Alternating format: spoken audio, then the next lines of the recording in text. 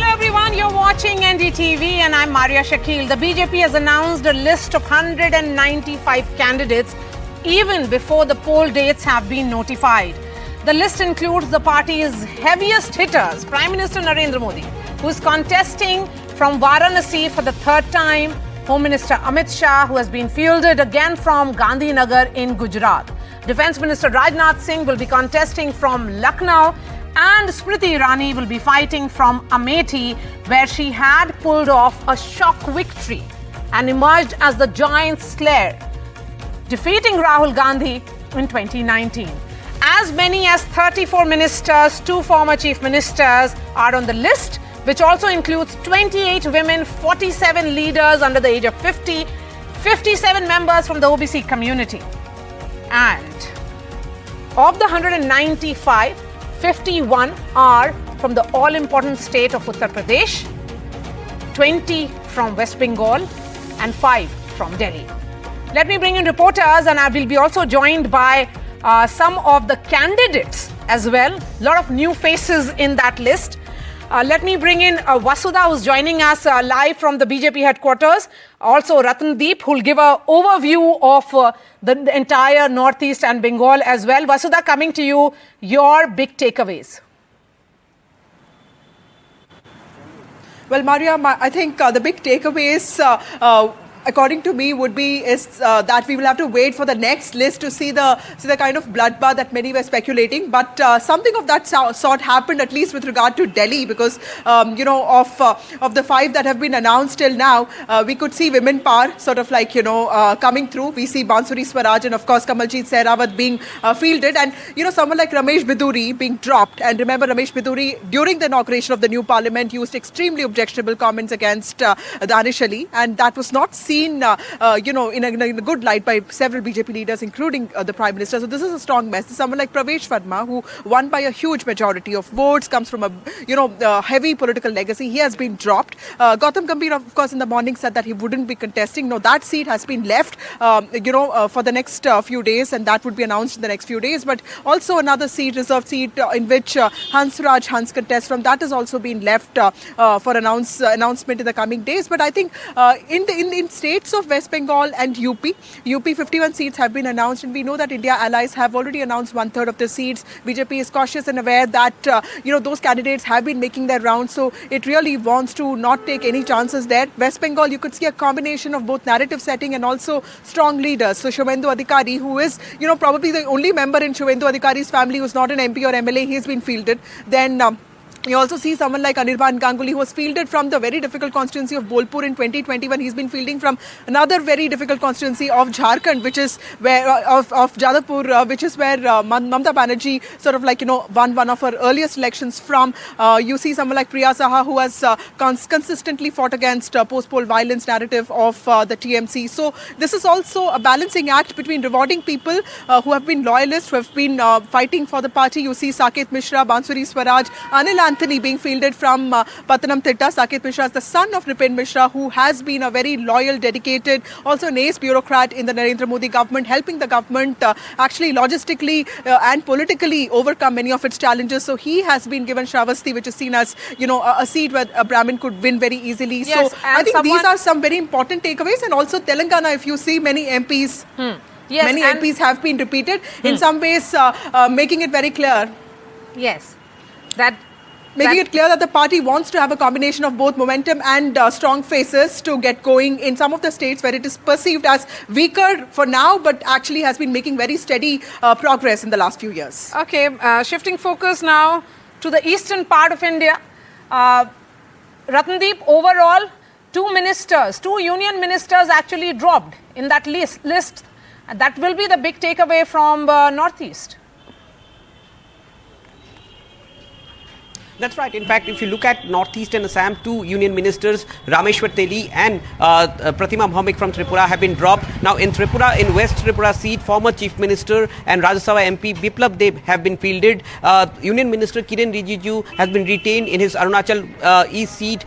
Union Minister Sarvanand Sonowal will now go back to his home constituency, Dibrugarh. So in Assam, BJP is going to contest in 11 of the 14 seats. 3 seats they have left it for allies, AGP and and UPPL. Out of 11 seats, there are 7 new faces in Assam. So BJP really trying new faces. Some senior leaders have been given tickets though. So therefore making a combination of new and old. In Bengal, remember the BJP again making a combination of looking at winnability of candidates, and therefore Union Minister Nishit Pramanik, Shantanu Thakur have been fielded again. The state BJP President Dr. Shukant Mazumdar has been fielded from his constituency. Loket Chatterjee again retains her constituency, and also very interestingly in Bengal's Asansol, BJP has given ticket to famous Bhojpuri singer and actor Pawan Singh, and in all likelihood he is going to contest against the sitting Trinamool Congress MP from Asansol, the Bihari Babu Shatrughan Sinha. So that would be an interesting contest to watch out for. And also if you look at entire northeast, then if you look at Assam, they have tried to go for experienced candidates. So that means that both in Bengal and Assam, BJP is trying to maximize their number of seats so that they can overall maximization of seats to go towards that mark of 400 and seats. You need more seats from east, and that's exactly the strategy of BJP. Yes, we have Dr. Anirban Ganguly, BJP candidate from Jadavpur, joining us live. He is also the chairman and trustee of Dr. Shyama Prasad Mukherjee Research Foundation. Dr. Ganguly, appreciate your time here on NDTV. Thank you so much. It's a tough contest, and what is giving BJP hope that after coming up with that surprise number of 18 in 2019, you can have more gains from Bengal this time around? There's a huge and acute disgust against the ruling dispensation, the Trinamool Congress in West Bengal. Sandesh Khali is the latest expression of that. And I think this disgust, this hopelessness of the ruling TMC runs across the state. And, for us, Maria, no contest, we don't take any contest lightly, whether it is Panchayat, whether it is municipal corporation, whether it's assembly or Lok Sabha. In every contest, every fight, we give our 100%. But I would also like to remind you here that Jadavpur has from 2009 to 2019 and 24, if you see, Trinamool Congress sent 3 candidates to parliament from Jadavpur. And none of them could fight for a second term. In 2009, Kabir Suman had a disastrous record of performance as a member of parliament. In 2014, Professor Sugato Bose, historian from Harvard, and Professor Sugato Bose, in 2019, decided that Harvard was a place which was more comfortable for him rather than Jadavpur. And in 2019, Mimi Chakravarti, very unfortunate, I don't know what her record in parliament is, but a sitting member of parliament decides to give up electoral politics, citing mental torture from her own party people. So this is a party which doesn't know how to respect women. This is a party which only flexes muscles. And I think people of West Bengal are realizing this. Jadavpur has been always such a prestigious seat. It's such a historic place, Jadavpur. Yes. And yes. Anirban, continue to be with us. We also have Anil Antony, a new face in the BJP, someone who comes from Congress, but now a spokesperson of the BJP and son of veteran Congress leader A.K. Antony is the candidate from Pathanamthitta in Kerala. It's a very, very tough battle for you, Anil Antony. You understand fully well that BJP has been putting all efforts but not getting numbers in Kerala. Thank you, Maria. Yes, it is a challenging fight, but this is an election where BJP, which has been creating history for a while, will be creating new history. The party is very confident that we will, under the leadership of our Prime Minister, have a record win across India. And Kerala also, we are very sure that we will have multiple seats which we will win, including mine. We have 20 seats. In history, we have never won there, but it's a state where we are progressively and exponentially growing. In 2009, the vote share of the BJP was 4%. last election it was almost 13%. We are a political force there. In 4 or 5 constituencies, we have nearly 25 to 30% seat votes and a 3-party contest. We are not that far behind. And this election, again, with how we are performing across India, the delivery of our union government across India, our Prime Minister's guarantees, that is resonating with everybody, including people in Kerala. The goodwill of our Prime Minister is very high in Kerala also. He is the biggest mass leader he is the most respected leader in Kerala also. So that itself is a big plus point for every BJP candidate who is standing in Kerala. And then the constituency that I have been given also has its own characteristic. It's the constituency Pathanamthitta where there is a huge agrarian population. The farmers in Kerala are in a huge crisis. Then it is the constituency where the Sabrimala temple is there. And again, there are multiple reasons which makes us believe that in the last election itself, from around 1.2 lakh votes, we increased it to around 2.8. We were less than 80,000 behind from the UDF and LDF. And we are very sure that with the track record of our union government, the leadership and the charisma and the popularity of our Prime Minister, the strong, we have a fairly robust organization in Kerala. And then I'm very sure that with all that and people's support, I'm very sure do you feel that perhaps there can be a Bengal in Kerala, some surprise numbers which came in 2019 where Anirban Ganguly is contesting from, there could be a surprise also in Kerala? But it's a different terrain altogether.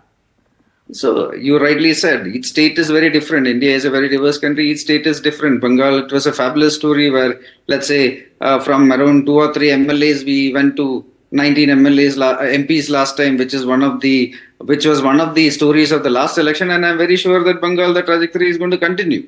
But in Kerala, it's a different, like for example, the Northeast, in 5-6 years back, we didn't have a single state. But now 4 of 8 states, the BJP is having full majority there. The other 3 states, we are ruling with our allies. Similarly, Kerala is a different state, different story. But finally, the one thing which you will see common between Kerala and all these other states is everywhere BJP is growing, everywhere Prime Minister Modi's popularity is increasing. And Kerala also, you will definitely see multiple seats where I'm very sure that nationally we will get more than 370 seats as a party, more than 400 as an alliance. And in Kerala also, you will see multiple seats which will be contributing to that number. Okay. There has been a lot of emphasis here in this list, Anirban, of demographic representation, be it women or youth such as Anil Antony and you who are under the age of 50. So there is that emphasis also. Do you think BJP understands that in the 18th Lok Sabha, the youth are an important factor, 18 plus, that age group have to be wooed in, and that can be done if you have younger candidates? Maria, if you remember in his address to the BJP National Convention, Prime Minister Narendra Modi began with mentioning the 18th Lok Sabha, and those who are 18 will be voting for the 18th Lok Sabha for the first time. I think he being the leader, being the general of this fight, has a massive connect with youth. He has been able to establish that connect.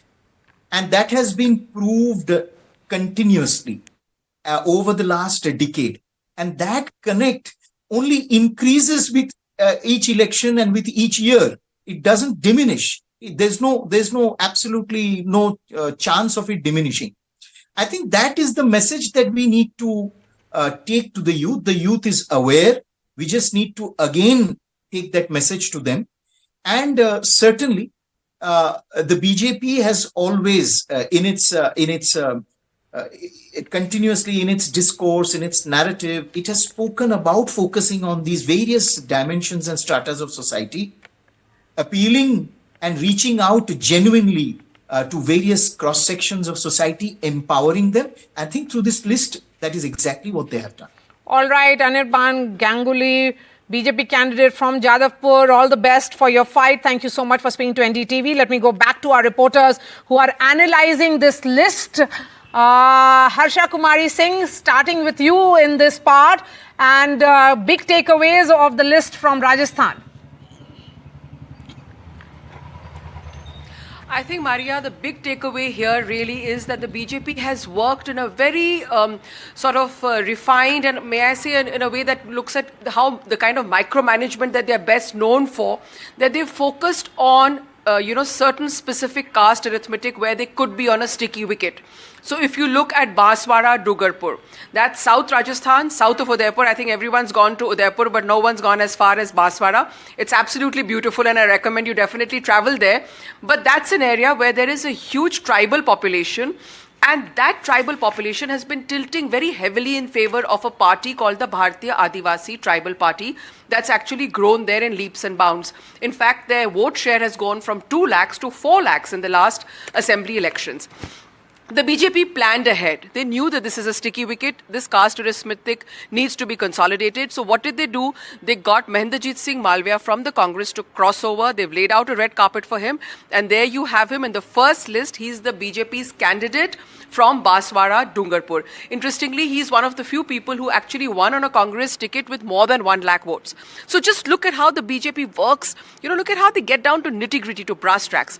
Then the other thing, you're betting again on Jyoti Mirda. I think that's also pretty, politically clever of the BJP. They realize that the Jat vote could be a little affected because of the farmers' agitation. Remember, Rajasthan borders Punjab. There's been a little bit of the domino effect there. But you go with Jyoti Mirda again, despite the fact that she lost the MLA election, because somewhere the Mirda name still counts. So I think what I do see in Rajasthan is the fact that they've gone and focused, absolutely like with a microscope on the caste arithmetics, because like we say in Rajasthan, caste is really key.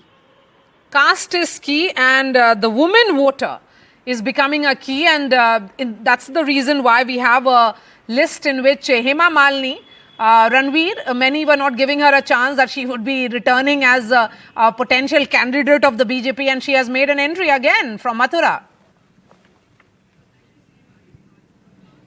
Maria, BJP is known for giving surprises, but in the first list of 51 candidates, I don't think any surprising element. As far as UP is concerned, some names are very expected names, like Prime Minister Narendra Modi from Varanasi, Rajnath Singh from Lucknow, Smriti Irani from Amethi.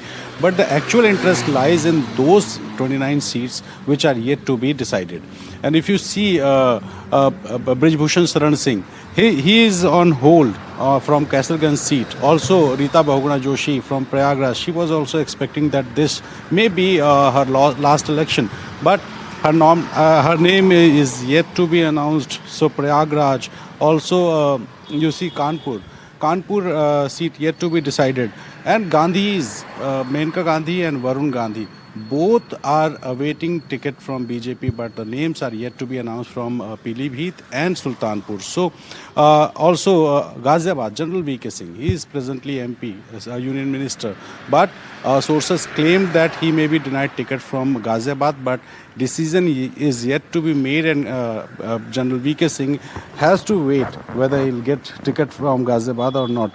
Badayu, daughter of Swami Prasad Maurya, Sangmitra Maurya, she is presently MP from Badayu seat, and BJP has decided not to announce her name. So the decision is yet to be taken that whether Sangmitra Maurya will get ticket from Badayu or not. So the basic surprising element lies on those 29 seats which are yet to be decided. And also, out of these 29, 6 or 7 may be given to the allies of the Bharatiya Janata Party, which are Apna Dal, Subhaspa, Nishad Party and RLD. So still BJP have to decide more than 20 names, but the actual interest of BJP leaders are saying that lies on those seats which are yet to be decided. So Prime Minister Narendra Modi will again fight from Varanasi, Rajnath Singh will from Lucknow, Not much Smriti of a Irani will surprise contest there. from Amethi, And even she Smriti gave a Irani, shocking.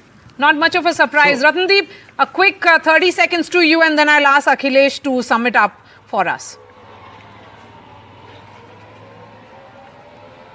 That's right. In fact, even in Assam, if you look at it, although the BJP has changed the candidates in 7 seats, but then they have made a mix of experienced candidates, particularly old BJP leaders. Remember, there have been an inflow of leaders from the Congress to the BJP in Assam, and therefore the BJP has been very particular to give space to old leaders like Assam Transport Minister Parimal Shuklabaidya, now going to contest the prestigious Silchar constituency. The former state BJP President Ranjit Datta now is being fielded in Tejpur. So therefore this mix has been kept. Also in Arunachal Pradesh, if you look at it, the state elections are going to take place along with Lok Sabha elections, and two seasoned leaders, two sitting MPs, Kiran Rijiju, who is a union minister, and Tapir Gao, again an old leader of the party, both retained, so that there is no problem within the state leadership. Pema Khandu would be the chief ministerial candidate, and the top leaders are going to the parliament. And again, if you look at Bengal, even in Bengal, BJP has looked at the winnability of candidate, and therefore, if Shomendu Adhikari has been given a ticket in Kathi, he's the brother of Shomendu Adhikari, and state BJP President Shukanta Majumdar, Locket Chatterjee, the two, Union Minister Nishit Pramanik, who is one of the firebrand leaders from North Bengal region. So therefore, there is a mix of winnability and also giving scope to experienced leaders so that BJP can maximize their number of seats from eastern India, and perhaps this formula will also will be replicated in states like Odisha or even in Jharkhand. So we'll have to wait and watch for those states. But Assam and Bengal, clearly the BJP is trying to give space to leaders with more winnability factor. So winnability is a question. Akhilesh, if we were to sum it up, how many surprises for you? And what is the big takeaway? Let's not forget that, Prime Minister said that it's about his guarantee, Modi ki guarantee, with which the BJP is entering this election. And then they also come up with a lot of surprises in terms of new faces. What is really the need for newer faces? Maria, for me, I think the biggest story is the Uttar Pradesh, because BJP so far has announced 52 names, including Prime Minister Narendra Modi. And surprisingly, none of the sitting MPs have been talked so far. So this is the biggest story as far as the BJP's today's list is concerned, because 45 sitting MPs have been given tickets. And this is a big message, and this also shows that how BJP is being very cautious and very careful. As far as the biggest state in the country, Uttar Pradesh, is concerned, it has 80 Lok Sabha seats, and BJP is hoping to win all of them. And BJP is not taking any chances, because they know very well that if you disturb one or two MPs even today, it may face revolt. And BJP is not taking that chance. So 45 MPs getting repeated once again in Uttar Pradesh. It's a very big story. And it also shows that BJP is very calculative as far as UP is concerned. And another bigger story is, I think, is Delhi, where 4 sitting MPs, including Union MOS Meenakshi Lekhi, she has been dropped. Basuri Swaraj, who presents Sushma Swaraj's legacy, she has been given the New Delhi seat, which is very prestigious seat as far as the parliamentary Lok Sabha election is concerned, and she is replacing Meenakshi Lekhi there. And Manoj Tiwari so far is the only Delhi BJP MP who is repeated. And Bhupendra Yadav's entry in Rajasthan is contesting from Alwar. That seat was vacant due to Baba Balaknath's contest in assembly. And Alwar is now going to be Bhupendra Yadav's constituency, and that is also a big story. And if you look at Gujarat, Madhya Pradesh, Rajasthan, Assam, West Bengal, BJP there has denied tickets to many sitting MPs. If you look at the larger picture, so far 34 MPs have been denied tickets. And if you compare it with the current strength of the BJP with 290, around 12 to 15% sitting MPs have denied tickets so far. 110 current MPs have been repeated. So this is another big story. And UP, as I mentioned, not even a single MP, sitting MP has been denied ticket. All of them have been repeated. And OBC factor, which we have been talking about for the past 2-3 days, 57 OBC MPs are there, candidates are there. Okay. So this is a big message as far as the OBC community is concerned. And lastly, 28 women candidates are there. So that is also a message by the BJP to the half population. All right. Akhilesh, continue to be with us. And Ranveer and Ratandeep, appreciate your time. Thank you so much for joining us. We are slipping into a short break. This remains our top focus here on NDTV. 195 candidates of the BJP have been announced in this first list.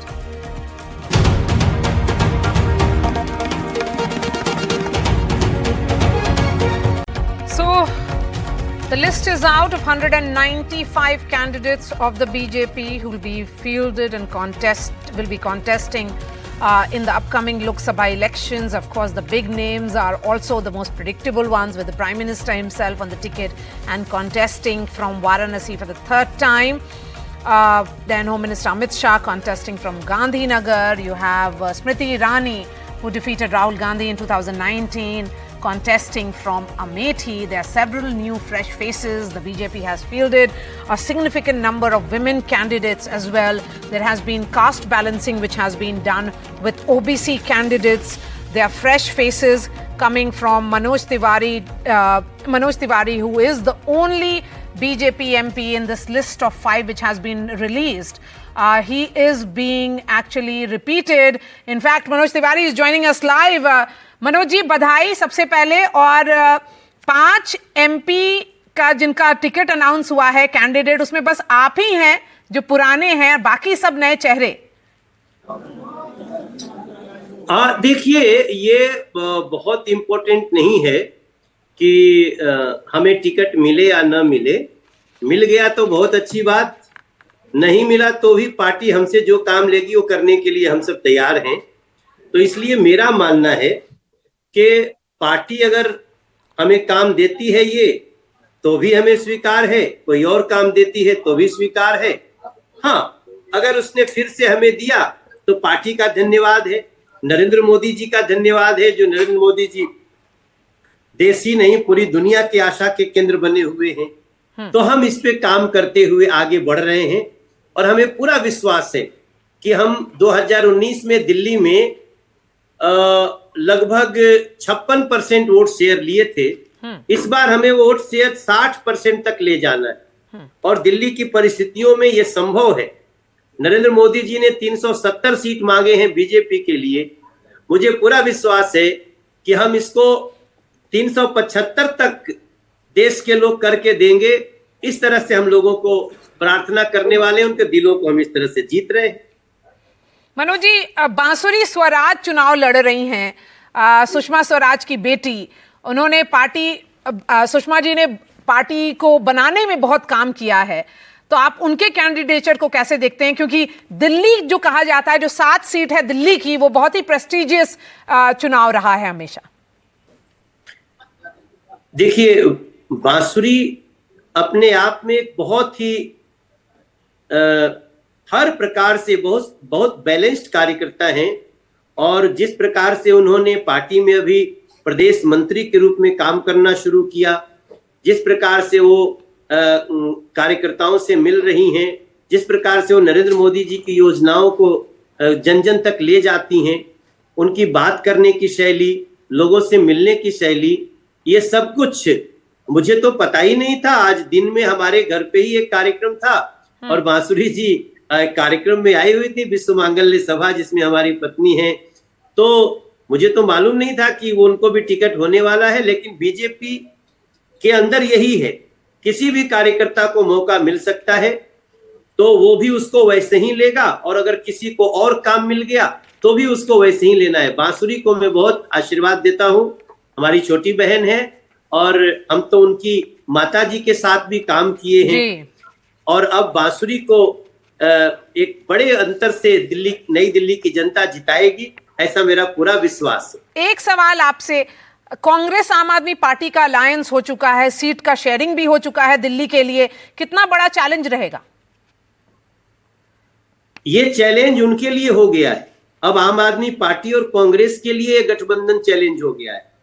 मैं आपको बताऊं कि दिल्ली के आम आदमी party के कार्यकर्ता और कांग्रेस के कार्यकर्ता निराशा की घोर, उनकी सीमा नहीं है जिस निराशा में चले गए, क्योंकि वो सोच ही नहीं सकते थे कि आम आदमी पार्टी जो कांग्रेस को गाली दे दे के, शीला दीक्षित जी को गाली दे दे के मर्यादा सारी तोड़ दी, वो आम आदमी पार्टी कांग्रेस से गठबंधन हो जाएगा। उन कार्यकर्ताओं की निराशा इतनी है कि वो नरेंद्र मोदी जी के लिए वोट देंगे और इसलिए मैं 56% वोट शेयर को 60% देख रहा हूं, ऐसा मेरा विश्वास है। और आप देखिएगा यही होगा। मैं आपके एनडीटीवी के कार्यक्रम में जो बोल रहा हूं, एक दिन आपको याद आएगा कि दिल्ली के आम आदमी पार्टी और कांग्रेस के कार्यकर्ता दोनों जिस निराशा में हैं, वो भारतीय जनता पार्टी के लिए इस बार वोट देंगे और अरविंद केजरीवाल जी और राहुल गांधी जी दोनों के इस बेमेल गठबंधन को सबक सिखाएंगे. All right, Manoj Tiwari, all the best to you and congratulations on being the only BJP MP out of the 5 tickets that have been announced to actually win that candidature of the party. So certainly it is about your performance. Thank you so much for joining us. We are slipping into a short break. Lots more news and updates on the other side.